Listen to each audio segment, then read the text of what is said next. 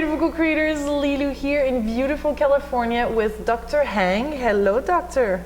Hello, Lilou. Nice to meet you in person. Oh, I'm so glad to meet you. I'm so excited about this, my beautiful co-creators, because this lady here has done something quite amazing. And I've shared with you some of the problems and skin problems that I had regarding rosacea, which is a skin inflammation problem. Yes. And you have developed a product that is curcumin based. Yes. That is all natural ingredients. Yes. And that helped me to heal the skin, and I just have a little bit left, but I had the whole face, I don't know if you've seen some of those videos, but I had my whole face red and really hurted. And so this is quite exceptional. You're a professor, you're still a professor. I'm still a professor. Of UCLA. Yeah, medicine and dermatology, UCLA. Yeah, you're originally from Singapore.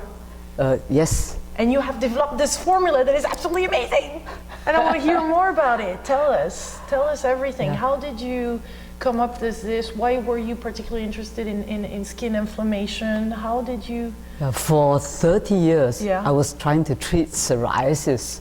Yeah. And you cannot treat a disease that you don't know the cause of. So we found the cause of psoriasis, and we found that it was a failure to switch off an enzyme called phosphorylase kinase, which is induced by injury.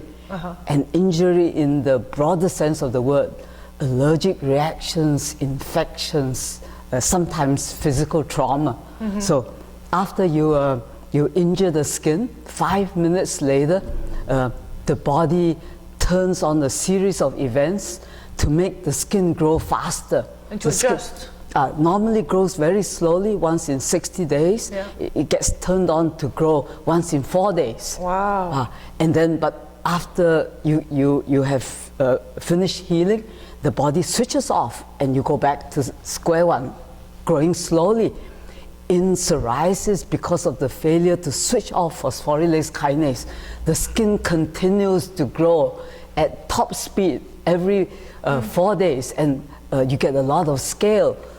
Curcumin is a phosphorylase kinase inhibitor, which switches off the... That's curcumin. Curcumin is a spice that... right, it's derived from an Indian spice called turmeric. Oh, yes. That we use in Indian curries. Yeah, yellow, the yellow spice, yeah. The only problem is the body doesn't absorb it if you ingested it by in the mouth. same way. Right, and even on the skin, the body will not absorb the skin. Only damaged skin will absorb the curcumin. So it selectively heals the damaged parts of the skin. Wow. So we use it for psoriasis. We also use it for all kinds of things. Eczema, sun-damaged skin, even aging skin. Yeah, right, aging skin. My and so on. rosacea. Right. This is Rosacea. exceptional. What I'm struck by is that not many people speak about that, and I searched for a long time for something, and this is why I really wanted to meet you, and I feel this is important. Right. Because we don't talk enough about this, and right now a lot of people are automatically going towards chemicals and antibiotics. Right. This is not what you think is the solution long term. I think there is a place for antibiotics if the skin is infected, like in an eczema or psoriasis. You have to add antibiotics into your treatment mix.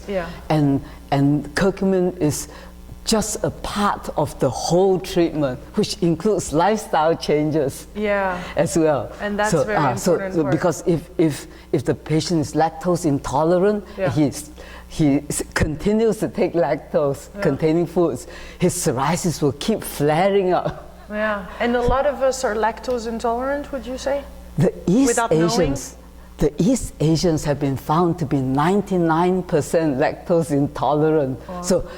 So the Chinese, the Japanese, Koreans, Vietnamese, and so on, 99% lactose intolerant. But if you were a Finn from Finland, you will only be 1% lactose intolerant, because the Finns have evolved to develop a gene to digest lactose as if their mother were the cow. Human mother's milk contains galactose and not lactose. So the lactose intolerant individuals, they cannot digest lactose, so it spills into the colon and interferes with colonic bacteria put there by nature to digest cellulose in fruits and vegetables. So even animals cannot digest cellulose. Horses and cows and elephants and giraffes, all the tree branches and grass, all digested by colonic bacteria. Is there anything else than the lactose that we should be careful of or checking? I mean, how do you know that you're lactose intolerant?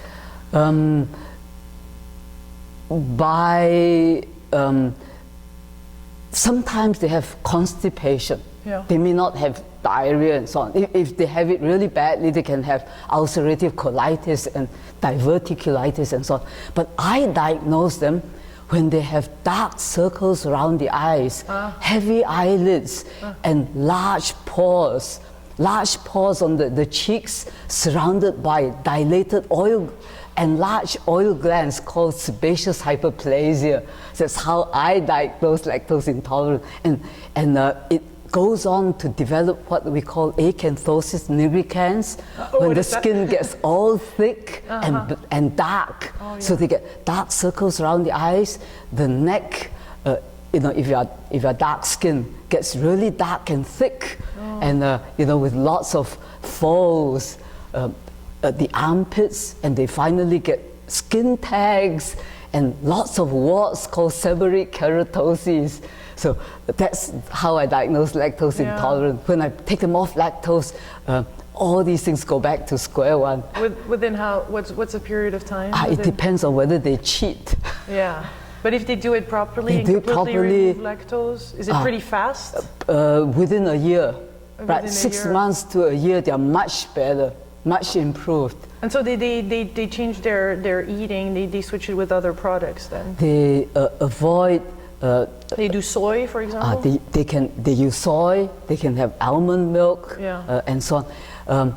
Sometimes I allow them to have goat cheese. Goat's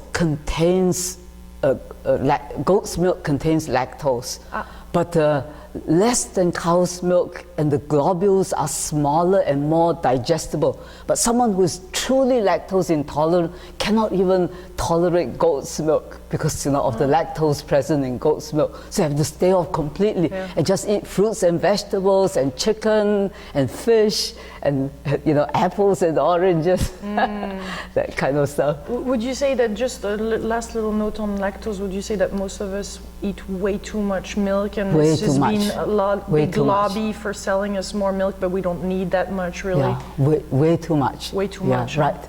And that has a direct impact on our skin and our health. Right. The Chinese never developed ulcerative colitis and so on until they started ingesting lactose. Right. So there is the lactose factor. Is there other things in our life that we can change to have optimal skin health, or for all inflammatory skin disease that you recommend? The major cause of problems these days is the ultraviolet light.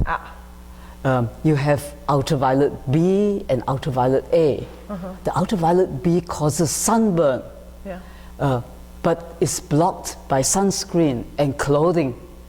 But B doesn't have penetrating properties. Penetrates halfway down the epidermis, which is very thin, just the top bit of the skin. And it leads to squamous cell carcinomas and so on.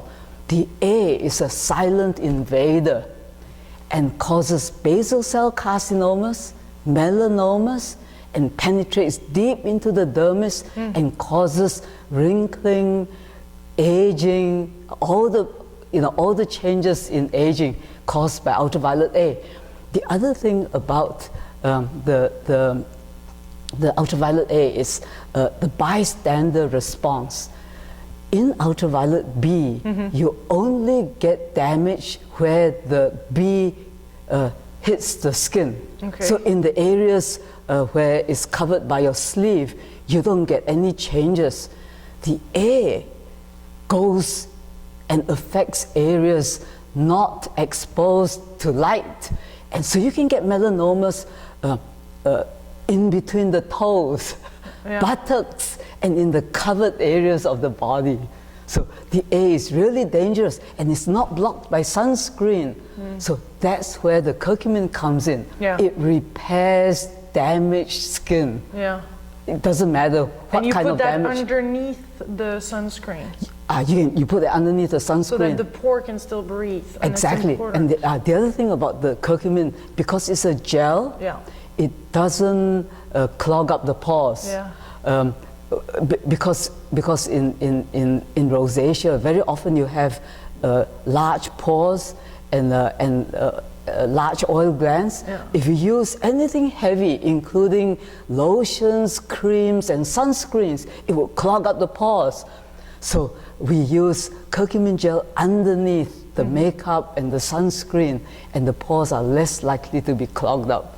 And it's pretty impressive too at the speed, and this is not a commercial, you know, this is not, I'm really here, and I want to make this really clear because this is something that concerns a lot of people. I know rosacea concerns over 14 million, and I don't know the numbers, if you know the numbers of other of those inflammatory skin disease, but it's millions of people. Right, lots of people. And it blocks self-esteem, you know, and it's quite hard to show up in public, and it brings what you are offering is a gift, you know, for me. People like you that discover formulas like that. You discovered it. This formula. This formula, yes. Yeah. Yes. It changes the world. Yeah. I want to make it clear the connection between rosacea and sun damage. Yeah. Because you cannot digest lactose, the undigested lactose spills into the colon and interferes with the colonic bacteria. Yeah. So the interaction of colonic bacteria with undigested lactose results in an inflammatory response with secretion of two factors. The first factor is called tumor necrosis factor alpha, which is the cause of sunburn. So rosacea will have redness in the sun-exposed distribution. So many dermatologists recommend the use of sunscreens. That's the reason.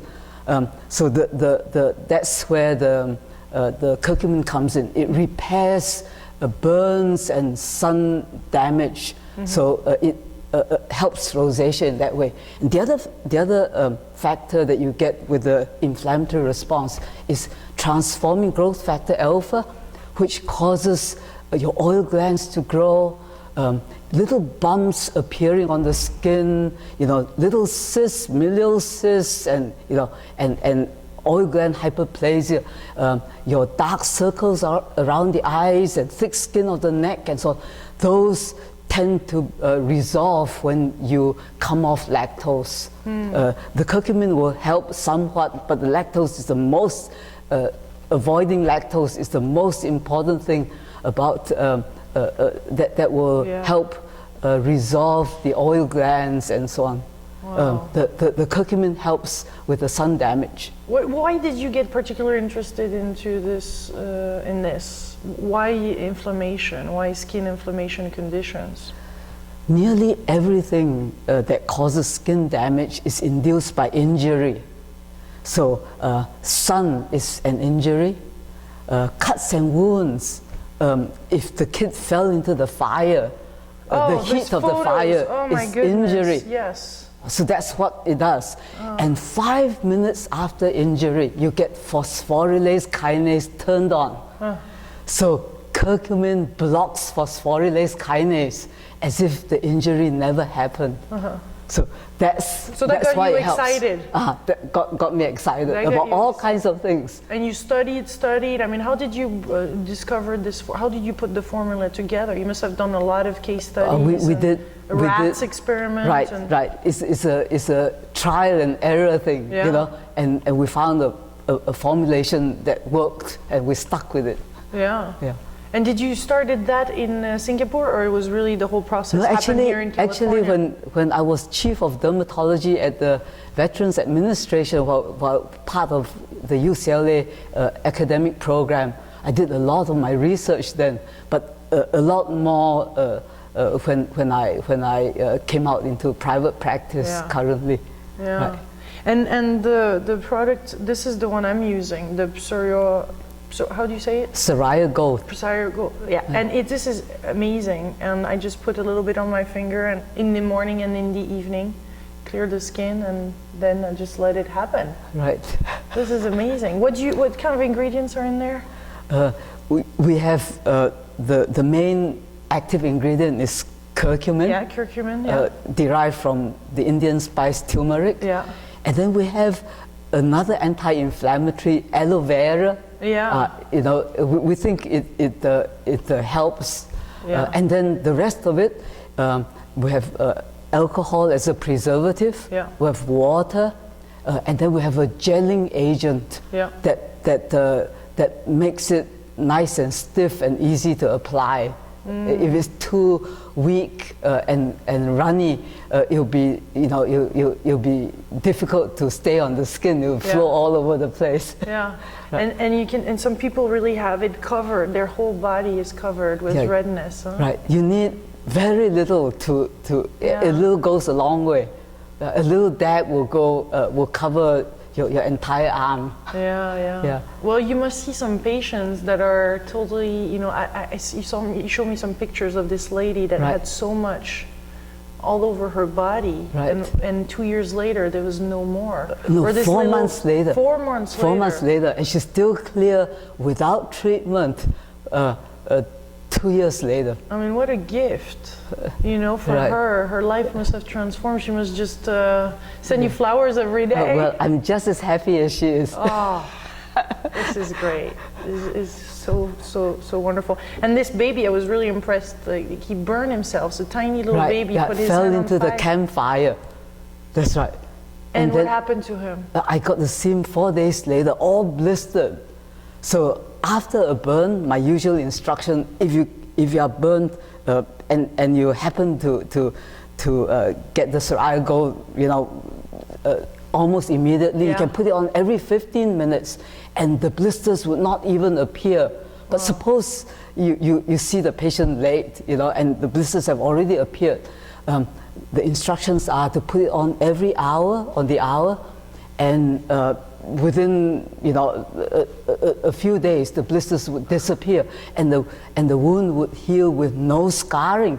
Wow. I used to work in the burns unit. That's another problem. I used to work in the burns unit in New Zealand, and we used to cut out all the burn areas and would graft the skin of the buttocks on the burn areas, and they still scarred. Yeah. I visited a child in LA County with burns. A kid was pulling the tablecloth, and chicken soup spilled on her neck.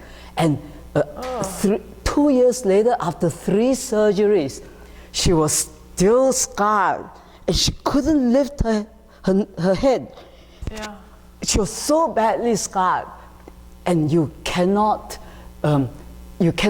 exchange, you cannot get rid of a scar. Once you have a scar, you can trade one scar for another scar. So the treatment is prevention of the scar.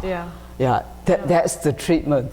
Once you have a scar, it's really hard to get rid of it.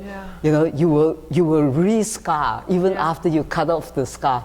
So that's why it's such a godsend if you can have it on hand and put it on as soon as you burn yourself. It will heal within days with no scarring. Yeah, and this baby, really, you can see it on the picture. We'll show it, because that's quite impressive. And then how many days did it took for it? It was all bubbly and all burnt? 2 weeks later, much better. 2 months later, the hands were normal, as if it never happened. Do you get amazed by the results that you get sometimes? The first time, I was amazed. But now I'm used to it. Wow, I mean, it's like a miracle every day. It is. Even the firemen said they'd never seen anything like that. And the firemen see a lot of burns. They must love this. Right. They love it. And it's good too for people like my mom. She has like spots on the hands. She's getting older and thin skin. That works too for elder people. There are 2 kinds of sun damaged skin.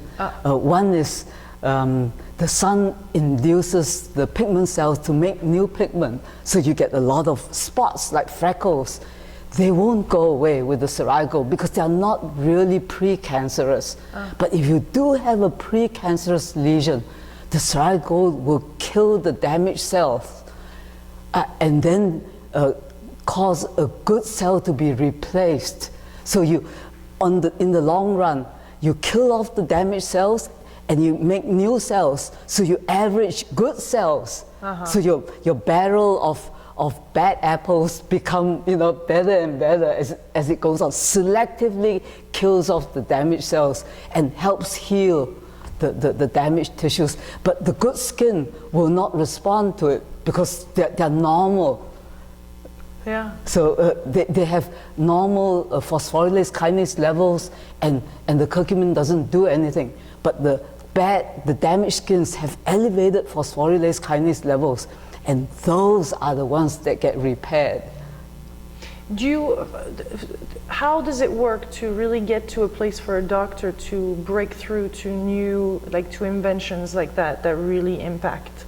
How do you perceive things? Because a lot of scientists seem stuck, you know, in one way of seeing things, and it's not allowing for new inventions, especially naturally based, you know? There's something that you understood or brought from your culture, or I don't know. Serendipity, sometimes luck. Yeah. Sometimes luck. You can work with thousands of compounds and you may not get any success. So this I am very fortunate, you know, that we got onto this very early, and then we found that it was good for everything else because it is truly an anti-injury molecule. Yeah. 5 minutes after injury, you get phosphorylase kinase, and curcumin gel is an anti-phosphorylase kinase. Everybody should have it in their bag. Exactly. In their handbag. Exactly, like a first aid kit. Yeah. Yeah. Yeah, like a first aid kit. Yeah. And does that work for eczema too, or not? Works for eczema, but you have to identify what is causing the eczema. Like latex gloves, nickel from coins and keys, through touching with the fingers. You know, trivalent chromates in leather products, in gasoline, in glues. Black dyes, you know, hair dyes. When you have, you're allergic to hair dyes and you wash your hands, and sometimes you get eczema on your hands. But it seems like stress too is a big part. I know a lot of people that have eczema, it just all of a sudden appears. It does. It fans the fire. It fans the fire, but it doesn't start the fire. So once you have a fire, it's like the wind that fans the fire. So when you're under stress, if you already have a fire, it magnifies it. But 0 times 100 is 0. So if you didn't have a fire, the wind wouldn't start one. Right. And so you have you do blood tests, or what kind of test do you do to know that? From the location. So if you have visit the hand, right in between the fingers, it's very likely latex gloves. Also nickel dust, nickel filings from handling coins in a coin purse. It gets stuck in between the fingers, around your nails. So it's really and by eczema. Observing, you're saying. Exactly. We have to observe a little bit closer what we're doing. Exactly. If it's on the feet, you're allergic to the footwear, to the socks, elastic. We know the common allergens. Elastic, black dyes, nickel, leather products, and so on. These are the common allergens. And they are the cause in 90% of 70% of all eczemas are due to a few allergens. How do you expand this conversation to a broader audience? I mean, in a scientific world, for example. I mean, how do you share this? How is this information shared on an international level so it's more widely available? The doctors move very slowly. It's very hard to persuade them. So what I do is I publish papers. And you know, and I present lectures. The facts and I give talks. To conferences, exactly, and I publish papers. Right. And that's what the is only their way. reaction? I mean, people should get it. I mean, this is black and white. I don't know. Yeah. So you consult a lot for now. You have people coming in. And Yes, yes. The internet is really good. Yeah. And Google, you know, Yeah. is really good. Yeah. And the Google disseminates a lot of information, Yeah. and the patients, you know, discover it and they email me, you know. And Yeah, not enough. I'm yeah. glad to be doing Yeah. this to help, because it's I've searched and searched and searched, and I know a lot of people search and search and search, and we don't find it. So Right. if you know somebody in your life that is facing those kind of issues, please share this video. You know, this is how we spread information now. Right. Thanks to the internet. Thanks to the internet, and Yeah. and my internet consultations are complimentary. Oh, good. Yeah. Good. The only thing is I can't directly prescribe for. You must be a busy lady. Well, you know, busy enough. Yeah. And they have to take what I write to them Yeah. to their own doctors for the medications. Yeah. Right. Well, I'm so grateful to have met you. Thank I'm you. so grateful too. Yeah, thank you. Thank you, Lilou. Thank you very much. This is awesome. This is part of the internet. You know, when you meet in person, this is very exciting. And you have connected the dots for me. Can you explain how all this happened? Well, my mother actually has been doing research for years and years and years. And all this time she's had this wonderful product, and it never really got out, you know, except for her patients that came to see her. Because, you know, of the internet and how we're able to really spread the word, it allowed us to really get the product out there, and so many people are writing to me and thanking me for introducing the product, for finally getting up a website so we can, you know, spread the word and educate people. You know, our main focus here is not necessarily to sell product, it's to help people. You know, she's got her own practice. I mean, that's her business. For me, you know, my idea is that I want to make sure that people understand the importance of all the 30 years of research that she's been doing, and have it accessible to everybody. Yeah. Nowadays, everybody's very well versed in healthcare, skincare, how to take care of their bodies, how to change their lifestyle. So, you know, you're actually speaking to a very educated audience when you talk about how to take good care of yourself.